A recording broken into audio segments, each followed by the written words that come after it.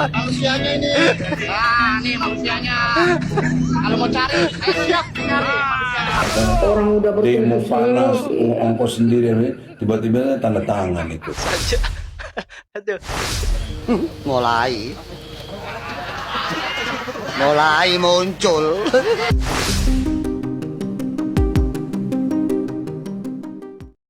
Ya, jumpa lagi di channel update.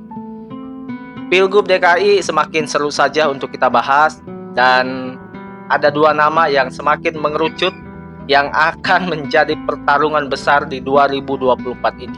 Ya, siapa lagi kalau bukan sosok Anies Baswedan dan Ridwan Kamil. Nah, ini luar biasa ya.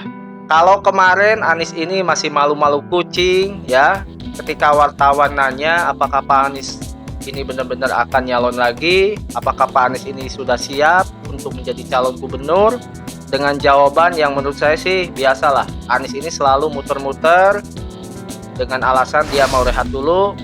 Pada akhirnya ya, kemarin Anies sudah resmi menyatakan siap maju lagi di Pilgub. Dan mungkin rasa percaya diri dari Anies ini bisa jadi atas deklarasi dari partai PKB yang secara resmi sudah mengumumkan akan mengusung Anies. Nah, ini tentu akan menjadi pertarungan besar antara Ridwan Kamil dan Anies Baswedan. Oke, kalau kita lihat teman-teman, peluang Anies dan RK ini memang sama-sama memiliki potensi yang besar ya untuk memenangkan Pilgub DKI. Saya baca dari lembaga Arus Survei Indonesia. Untuk Ridwan Kamil, ini ada di urutan pertama dengan angka 30,5, disusul Anies Baswedan di angka 29%, selanjutnya ada Heru Budi Hartono 7%, selanjutnya di keempat ada Ahmad Syaroni, dan di urutan kelima ada Tri Risma Maharani. Itu dari lembaga Arus Survei Indonesia.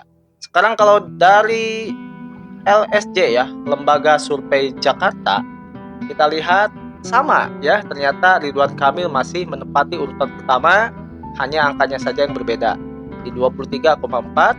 Disusul yang keduanya ada Tri Risma Maharini ya. Nah, ini perbedaannya ya, di angka 19,2. Anies di urutan ketiga, dan selanjutnya seterusnya sampai Kaesang di urutan ke-6. Wah, ini menarik ya, Kaesang ya. Kalau kita ngomongin masalah Kaesang, kita tahu teman-teman, kemarin ada pernyataan yang menurut saya ini menjadi, jujur aja ini jadi pertanyaan besar ya. Apakah pernyataan Kaesang ini benar-benar serius untuk berduet dengan Anies Baswedan, atau hanya gimmick saja? Atau bisa jadi ini strategi politik supaya Anies ini bisa kalah dengan surveinya yang menurut saya sih masih lumayan besar ya. Kita nggak tahu ya. Karena memang pernyataan Kaesang ini menurut saya sekali lagi lucu ya. Kaesang ini seperti tidak ada beban. Dia ngomong secara lantang ya, secara terbuka kalau dia tuh siap maju di Pilgub diduetkan dengan Anies Baswedan. Karena menurut Kaesang yang paling realistis itu adalah duet dengan Anies. Nah, lalu saya juga masih bertanya nih, kenapa harus sama Anies? Kenapa gak sama Ridwan Kamil? Yang malahan kalau secara survei juga Ridwan Kamil juga punya potensi besar. Nah, ini tentu kita akan lihat ya di tanggal pada saat nanti pendaftaran, apakah benar-benar Kaesang ini akan resmi diusung juga dipasangkan atau diduetkan dengan Anies. Tentu ini akan menjadi polemik, terutama buat pendukungnya Abah. Dan saya yakin sebagian besar kalau misalkan Kaesang ini bersanding dengan Anies maju sebagai Pilgub, tentu saya yakin sebagian pendukung Abah akan kecewa dan bisa jadi mungkin akan berbalik arah atau bahkan mungkin akan tidak memilih di Pilgub DKI. Guys, langsung aja kita akan saksikan videonya bersama-sama. Jangan lupa untuk selalu dukung channel update dengan cara subscribe, like, dan komennya. Terima kasih. Yaps, sudah resmi dari pernyataan dari Mas Anies hari ini. Anies Baswedan resmi umumkan maju di Pilgub Jakarta. Bismillah meneruskan ke periode kedua, ungkap beliau setelah habis sholat Jumat hari ini ya guys. Anies resmi memutuskan untuk kembali mengikuti pemilihan kepala daerah DKI Jakarta, Anies menerima tawaran kembali maju ke Pilgub Jakarta setelah ia menerima rekomendasi pengusungan dari Partai PKB Jakarta. Karena itu saya sampaikan, bismillah kami bersiap untuk meneruskan ke periode kedua. Ucap Anies di kawasan Pondok Indah, Jakarta Selatan, Jumat hari ini. Di sisi lain, ia enggan memberikan jawaban ketika ditanya progres komunikasi dengan Partai Nasdem. Pasalnya, Nasdem juga mendukung dalam pemilihan Pilpres 2014, belum memberikan rekomendasi pengusung pada untuk Pilkada Jakarta 2004. Ya, begitulah politik. Setelah gagal menjadi pemilihan presiden kemarin, Anies turun kasta untuk melanjutkan periode kedua pemilihan gubernur DKI Jakarta. Menurut kalian gimana guys? Dan para netizen berkomentar seperti ini. Yeay, siap dukung Pak Anies lagi untuk DKI Jakarta periode kedua. Kasihan air dan angin, nanti jadi repot ke kelurahan. Mas Anies. Akhirnya Mas Anies meneruskan periode kedua untuk DKI Jakarta. Menurut kalian gimana guys? Dengan Mas Anies meresmikan dia akan maju Pilkada DKI dan dia akan bertarung setelah kalah di pemilihan presiden. Turun kasta atau melanjutkan kerjaan dia di DKI Jakarta. Politik begitu. Ya, Bapak sebelah sini biar kelihatan. Ya, baik ya, siap ya. Untuk teks deklarasinya akan disampaikan oleh Dewi Mulastri. Dengarkan sama-sama. Mungkin ada satu kali sesi dulu latihan ya, atau dibacakan biar tahu dulu semua ya. 2 kali bacakan biar tahu semua Ada dulu. latihannya baru juga ya. Kirain spontan. Ya. Ya. Silakan Bu. Ikutin, enggak usah, jangan kebanyakan. Dengarkan, siap. Ini latihan ya? Bismillahirrahmanirrahim. Assalamualaikum warahmatullahi wabarakatuh. Waalaikumsalam warahmatullahi wabarakatuh. Deklarasi. Warga kota Jatinegara dukung Anies Baswedan kembali menjadi Gubernur Jakarta periode 2024-2029. Kami, warga kota Kecamatan Jatinegara, Jakarta Timur dengan ini menyatakan bahwa kami telah merasakan karya dan kinerja dari Bapak Anies Baswedan selama memimpin Jakarta periode 2017-2022.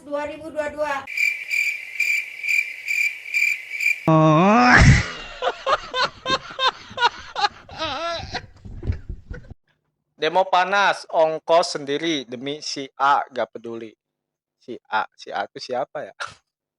Nggak mau dibela Anies juga, dia nggak ngerti kita membela dia, nggak peduli gitu. Nggak mengerti perasaan kita, Nggak ngerti capek, perasaan. nggak dibayar, nggak apa. Orang udah Demo berkumpul panas, sendiri. ongkos sendiri, tiba-tiba tanda tangan itu. Jadi saya di MK ditanya, ngapain Bu? Pro siapa? Saya pro keputusan Tuhan sini. Ya. Oke guys, ini video berikut ada info penting buat kalian semua. Jadi mohon jangan di skip dulu videonya, tonton sampai selesai. Sekali lagi ini penting banget dan mohon simak baik-baik. Videonya jangan di skip, tonton sampai selesai. Nah, ini yang biasa viral-viralin nih. Kenapa? Ya. Ini kan nomornya. Orangnya. Manusianya ini. Nah, ini manusianya. Kalau mau cari, siap cari manusianya. Goblok. Setiap mau nyalon pasti rajin ke masjid dan bawa tim kamera. Ada apa dengan Anda, Bah? Semoga Jakarta baik-baik saja. Aduh. mulai muncul. Aku khawatir lali ya. Oh, wes angel.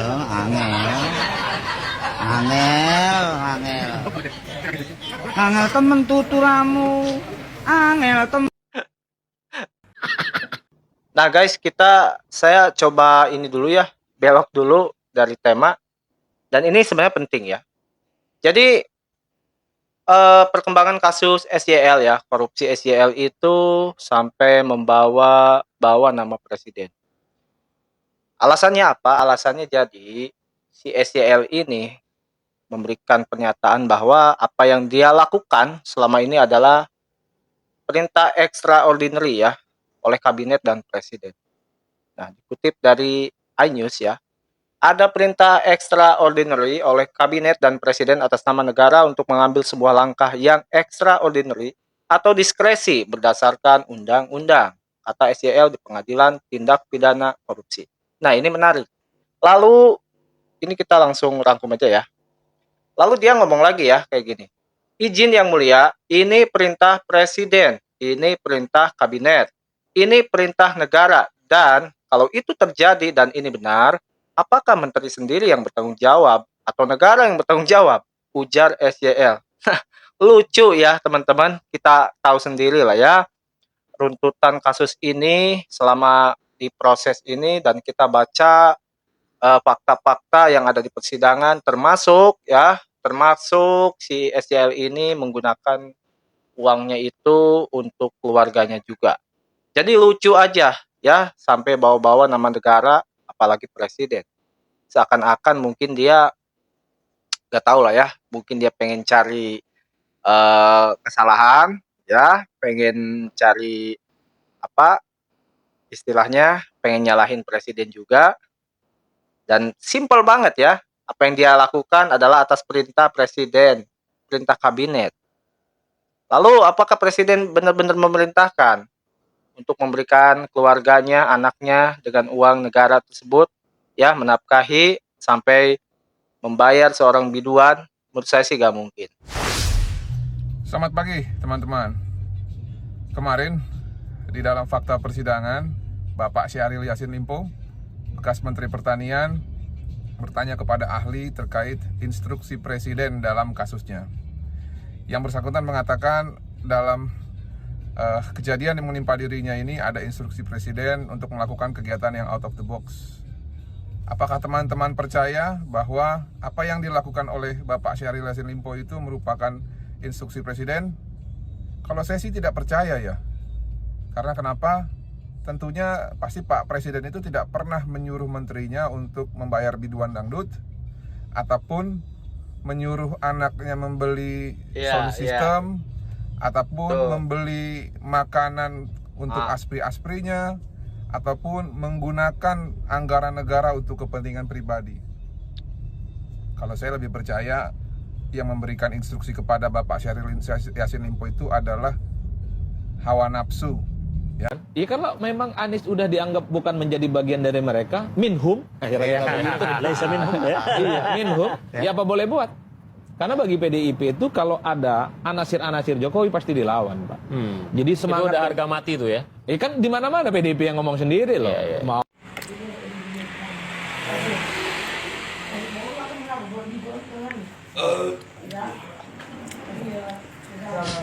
langkah Anies Baswedan katanya sih semakin mulus menjadi calon gubernur DKI. Sambil makanlah aku ya teman-teman. Karena Nasdem dan PKB katanya memberi sinyal dukungan kepada orang yang katanya tokoh politik. Padahal ini tukang tokoh ini di dunia politik. Kalau Anies ini ya kan.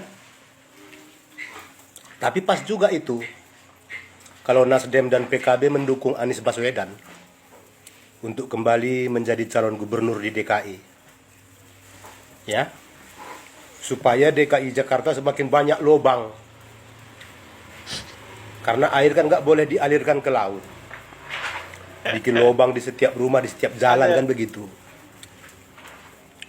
Jadi kalau ada pun nanti banjir, itu bukan banjir namanya, air parkir.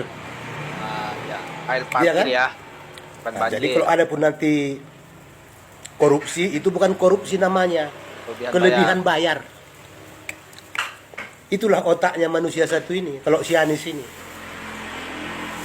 Ya mudah-mudahan lah ya kan, warga DKI Jakarta masih gampang dibodoh-bodohi oleh Anies ini. Kan begitu. Supaya DKI Jakarta ya seperti itulah, tambah hancur di tangan dia kan begitu. Ya semoga iblis setan beserta staf-stafnya mendukung Anies ini.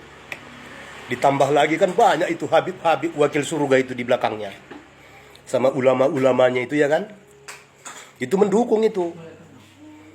Nah, dia bilang itu kalau dari capres ke calon gubernur itu bukan turun level. Ada fase-fasenya katanya. Ada fase awal, ada fase akhir. Itulah kalau mulut Anies ini kan paling pandai. Dia kan orang cerdas. Saking cerdasnya, ya itu tadi.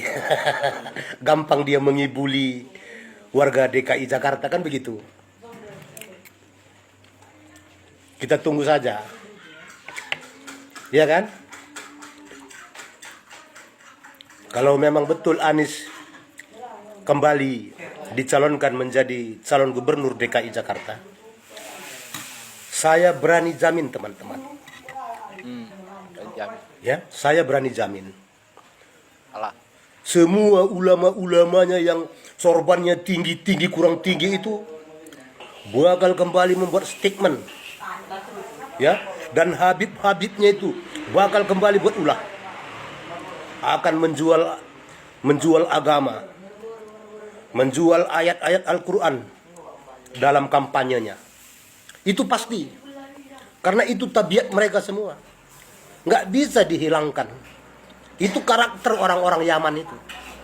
Ya. Kita bisa lihat dan kita tunggu saja.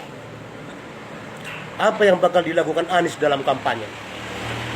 Ya, tidak akan jauh beda dengan apa yang dilakukannya di saat dia pertama kali kampanye menjadi calon gubernur DKI, di saat dia berkampanye di saat menjadi calon presiden, dan itu akan dilakukannya kembali kalau memang betul ada partai yang mencalonkan dia kembali menjadi calon gubernur di DKI. Ya, isu agama, politik identitas akan kembali mereka sebarkan. Ya, bakal ada kembali ulama-ulamanya itu yang mengatakan kalau tidak memilih Anies masuk neraka. Ya, kali ini Anies bukan lagi Imam Mahdi. Kali ini Anies udah nabi terakhir. Itu yang mereka bakal katakan. Ya, kita tunggu. Ya, kita tunggu mereka. Anies ini dicalonkan oleh Nasdem dan PKB. Dan isu-isunya PDIP juga melirik Anies ini. Ya, kita tunggu. Bakal terjadi lagi. Ya, di dalam kampanye mereka membawa-bawa agama dan menjual ayat-ayat Al-Quran. Bakal penuh dengan fitnah dan caci maki di saat mereka kampanye. Itu pasti dan saya berani jamin.